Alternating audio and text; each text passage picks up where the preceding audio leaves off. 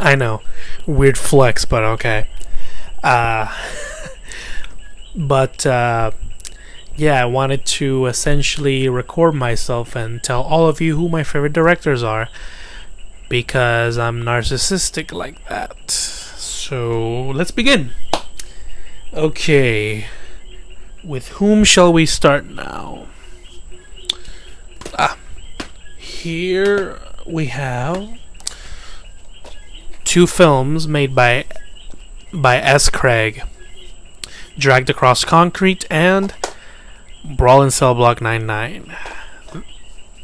I've also seen his movie Bone Tomahawk, but currently I don't own it because my brother owns it, and it's kind of hard for me to buy a Blu-ray that my brother already owns. So yeah. But yeah, S. Craig is one of my favorite directors. Brawl in Cell Block 99 being my favorite film of his, and yeah, after that movie I fell in love with his directing and he automatically became one of my faves. S. Craig, recommend all of his movies. Amazing. Okay, who is next? Let me see over here. Nope. Here we have Nicholas Winding Refn. He is one of the greatest directors ever, especially from a visual standpoint. His magnum opus will always be Drive to me. That movie is amazing. Fucking amazing. And currently I don't own it because my brother owns it. But still, I do own his Pusher trilogy, which to me are very good films. I haven't seen the third one yet, but I heard it's pretty good. For now, the second one is my favorite, and yeah, it's a really good film of his. I also have his Bronson film, also fucking amazing. I love how experimental the storytelling is here. It's like watching a play somehow. I don't know. It's actually really fucking good. I really recommend it. And I also have his film Neon Demon. A total mindfuck. Yeah. But visually is actually pretty good. I highly recommend it.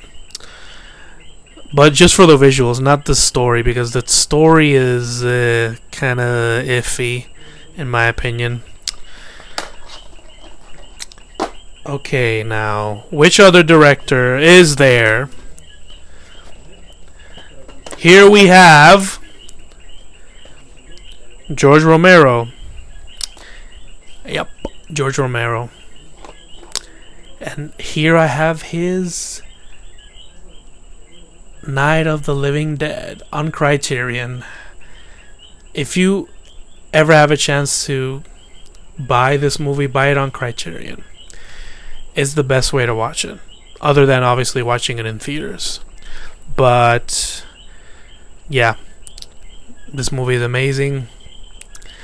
To me, you really can't be a cinephile without watching this film, and I also believe that you should watch this film if you aspire to be a filmmaker, because this movie it's honestly perfect to take lessons from this and use this as a blueprint, especially considering the fact that the film is public domain. So right now you can literally just watch it on YouTube if you wanted to.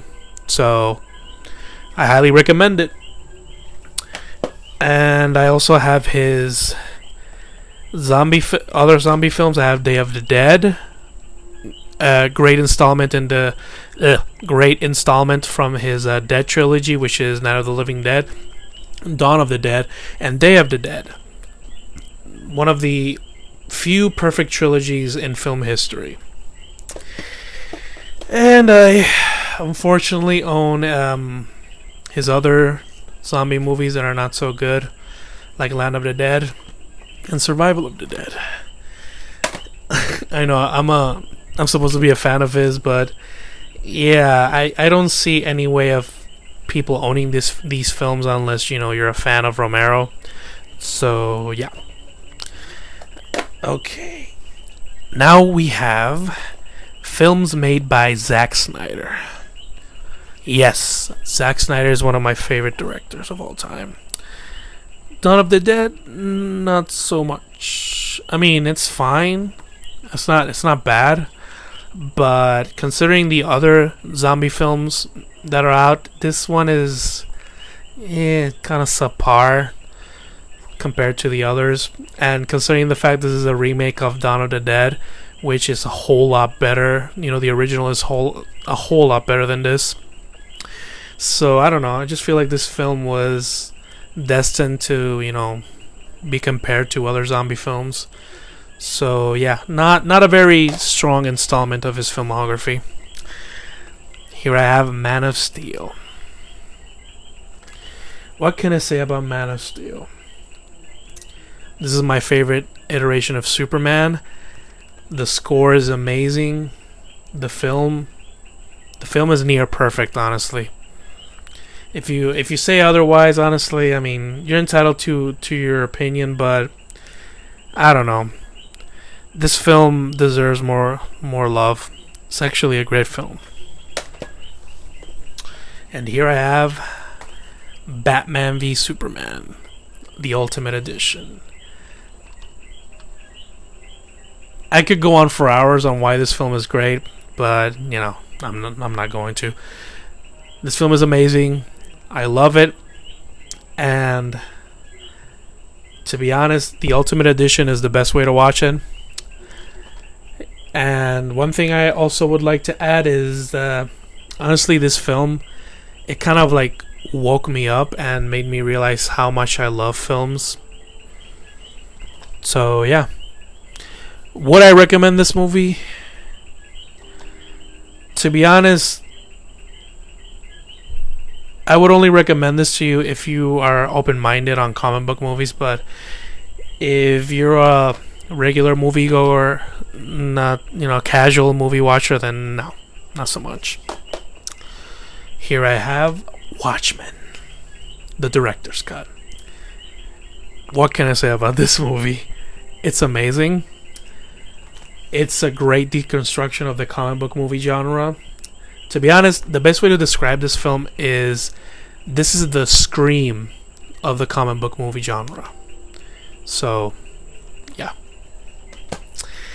And last but not least, Sucker Punch. I decided to buy this film. Well, the main reason is because it's cheap. I found it really cheap. But also because the film is actually good. The writing is actually pretty clever, in my opinion.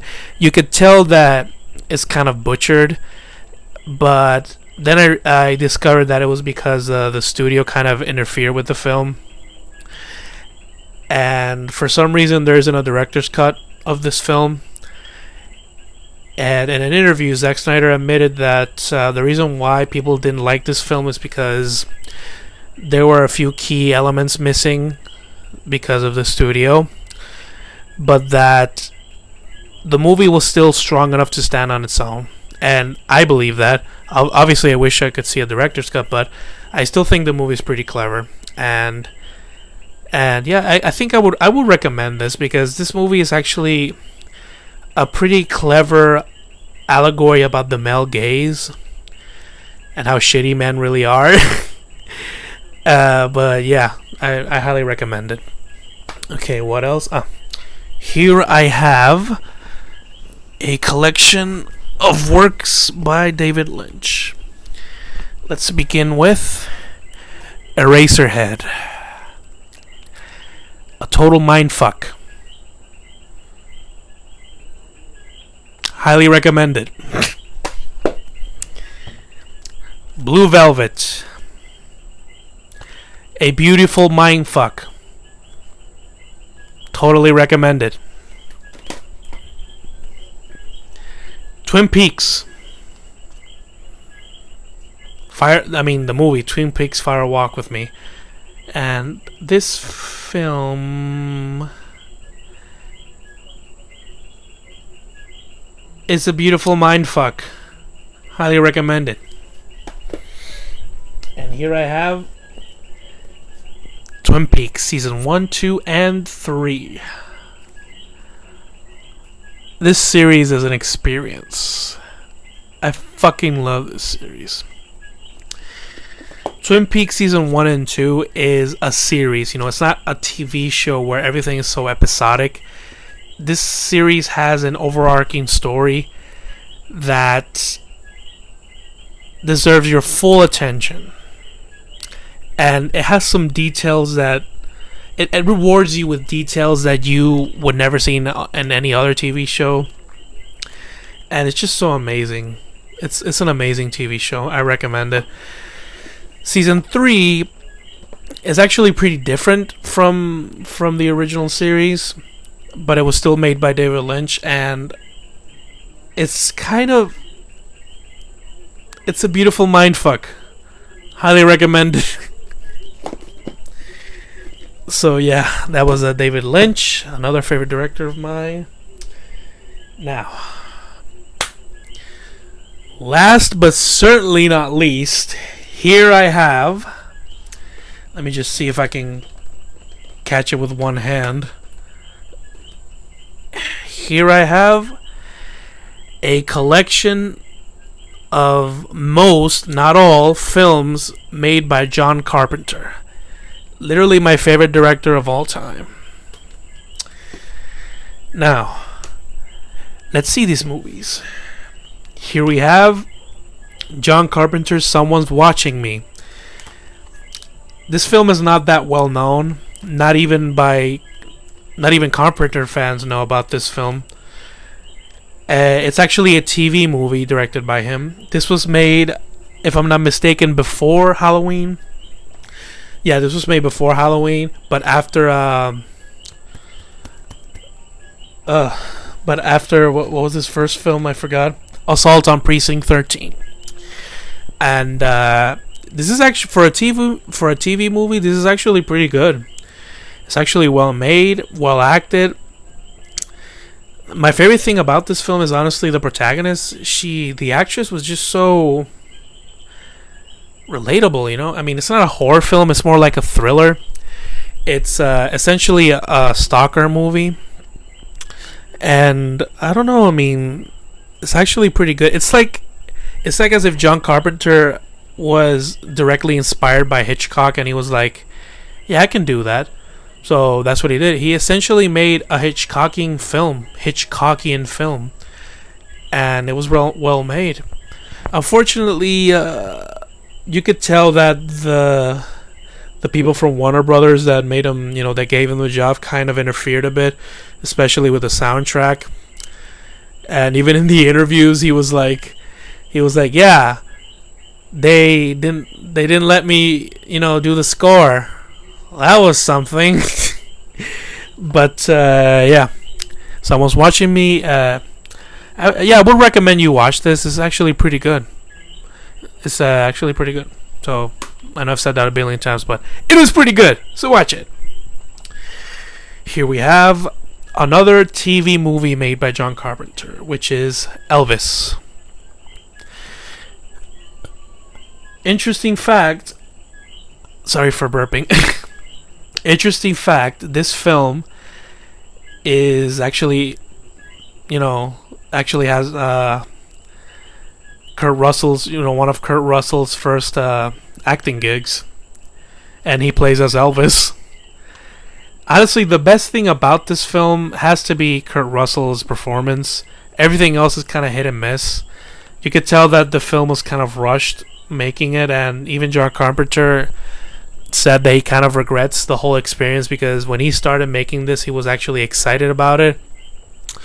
But since there was so much rush and so many problems, he kind of loathed the experience. But as a biography film, it's actually pretty great. It has one of Kurt Russell's best performances, in my opinion. So yeah, I highly recommend it. Here we have the one and the only. Well, not the only. There's so many. Halloween, the original by John Carpenter. What can I say about this film? It's great. It's scary. It's creepy. It's a classic. It's right up there with films like Psycho. And right now, as I'm making this video, it's Halloween time, so watch this movie. Hello, Halloween, great film. Here we have The Fog in Steelbook. Now, this film, I wanted to watch it because every time I talk about Carpenter fans always tell me to watch this film. And this film is actually pretty good. I actually like how dark this film is, but, well, I don't know if dark is the best word for it. I would say this film is kind of nihilistic. It's very nihilistic. Probably Carpenter's most nihilistic film. No, I would say second. And yeah, I recommend this. I honestly recommend all of these films, but I also recommend The Fog. It's actually a pretty good horror movie. Here I have Vampires. I don't know why I came with the, fucked box, but whatever. Here I have John Carpenter's Vampires. This film is not for everyone. This movie is sort of a mixture of Western. It's like a Western / action / vampire movie. It's not scary at all, but it's actually pretty fun. I feel like this is a high budget B movie. Yeah, this is essentially it. A high budget B movie. It's fun to watch. If you're looking for something with substance, yeah, this isn't the Carpenter movie you should watch, but it's still good. I recommend it if you like, fun action movies. Now, here we have one of Carpenter's classics, Escape from New York. What can I say about this movie? It's fucking amazing. The soundtrack to this film is fire. It's fire, man. Especially the main theme song.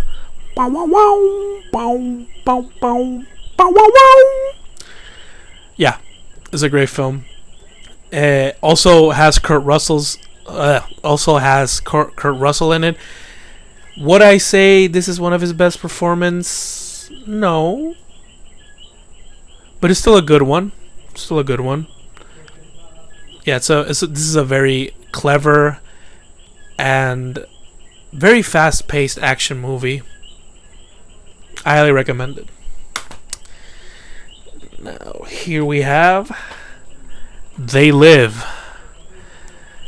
I'm sorry I own this on DVD, but yeah, They Live. It's an amazing movie. It's actually, I would say this is his most clever movie. At first, when I watched this movie, I thought like it was overrated because I always saw people kind of referencing this film, and at first my reaction was like, it's not that good. But I don't know, like this movie benefits from rewatching it, because after I rewatched it and watched it, I ended up kind of loving it, and it's actually really amazing.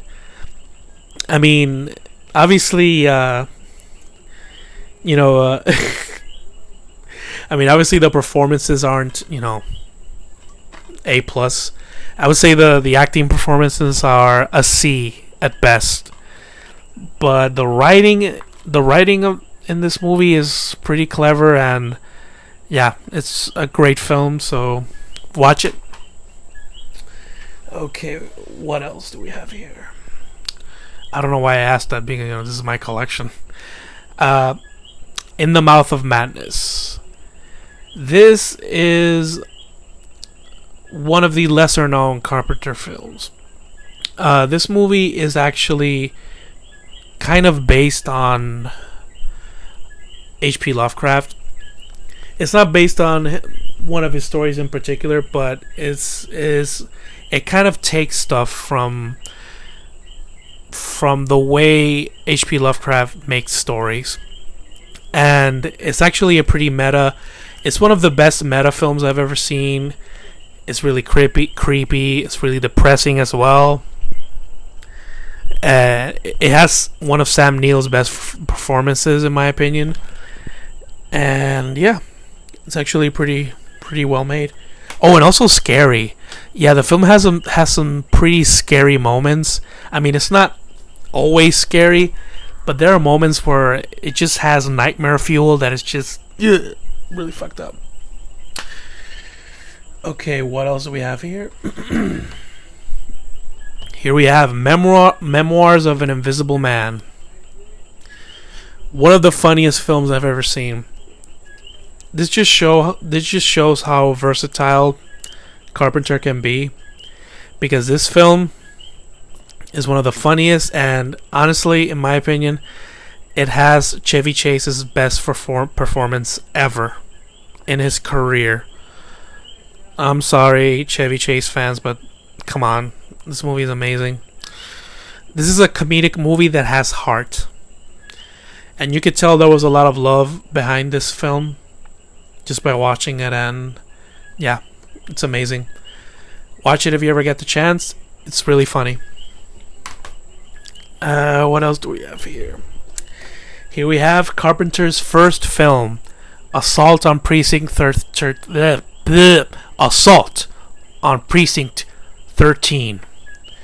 I don't know why I have a tongue twister right now. I don't know why. Ugh.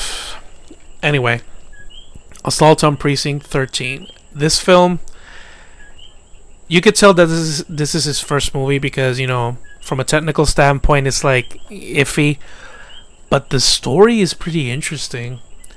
Like, it takes these characters who don't know each other at all, and it puts them in a situation where they have to sort of help each other out.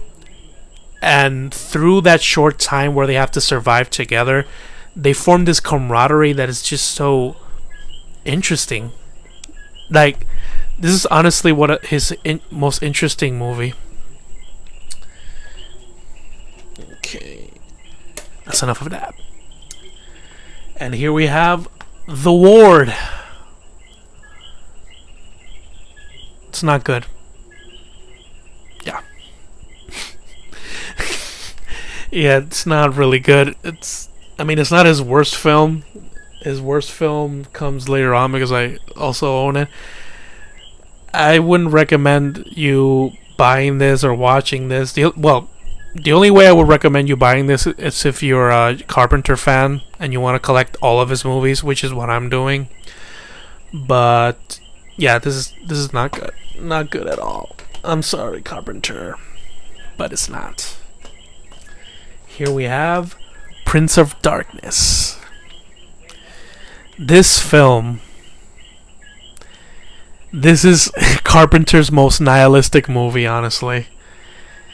It's really dark, pretty scary at times. The effects are pretty good also. And it has one of Donald Pleasence from Halloween. It has some of his best performance. Like, there was a moment where I actually cried because of a sad moment. So, yeah, this is actually pretty good. I recommend it. And here we also have Big Trouble in Little China. Now, this movie is fucking amazing. Oh, it's such a fun film. I mean, it's funny. It's a comedy, obviously, but it's an action comedy that is just so. It's just so fun to watch. I mean, it's fairly simple. There's nothing complicated about it. It's just one of the most fun films you could ever watch. It's honestly really cool. I highly recommend it.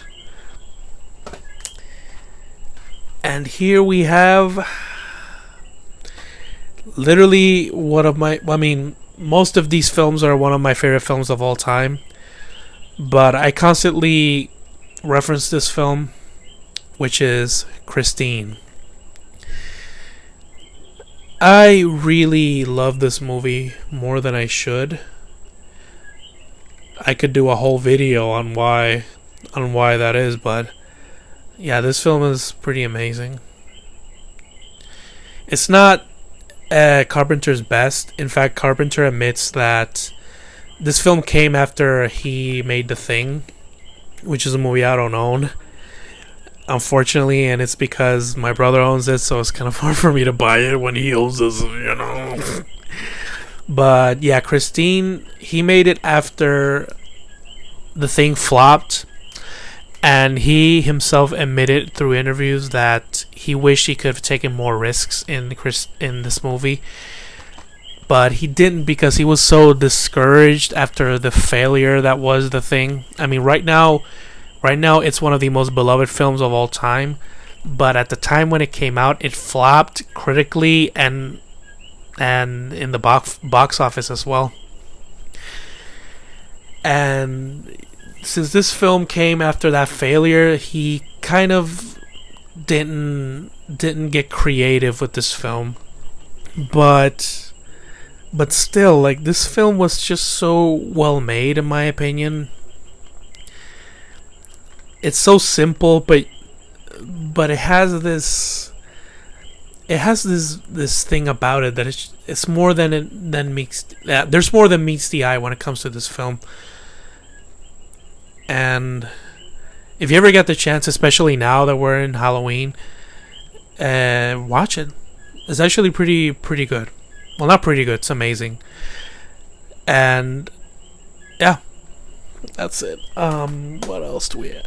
Oh, seems like we went through all of them. So yeah, these are all my favorite directors. John Carpenter is my favorite director of all time. But yeah, if you ever get the chance, watch these movies. All of them. Well, not all of them, especially the bad zombie movies made by Romero. But yeah, these movies are amazing. These are my favorite directors, and I'm out.